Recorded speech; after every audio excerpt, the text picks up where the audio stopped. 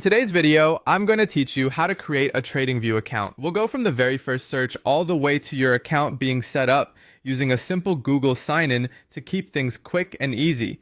Start by opening your web browser and heading to your preferred search engine. Type TradingView into the search bar. In the results, look for the official site. It should say TradingView, track all markets, and the address should be tradingview.com. Take a second to confirm you're on the genuine site by checking the domain and the secure padlock icon. Then click that result to open the home page.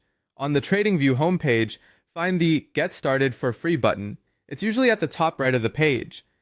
If you see any cookie notices or pop-ups that hide the button, close or accept them so you can proceed. Click Get Started for Free to move into the sign-up flow. You'll be taken to a pricing page. Don't worry, you don't need a paid plan to create an account. Look for the sign up option and click it. This takes you to the registration choices where you can pick how you want to create your account. Here, choose Continue with Google. This method is fast, secure, and avoids typing a password on a new site. If you're logged into multiple Google accounts, select the one you want to use for TradingView. If prompted, review and allow the requested permissions so TradingView can connect to your Google account.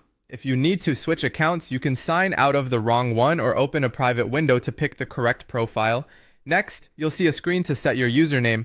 Click the username field and change it to something you like. Keep it simple, recognizable, and free of personal details.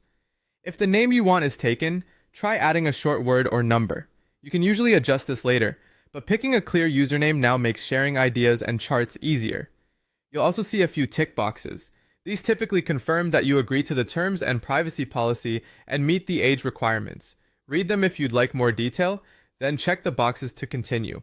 There may also be a marketing opt-in. That's often optional, so choose what suits you. When everything looks good, click Next. That's it, your TradingView account is created and you should be signed in automatically.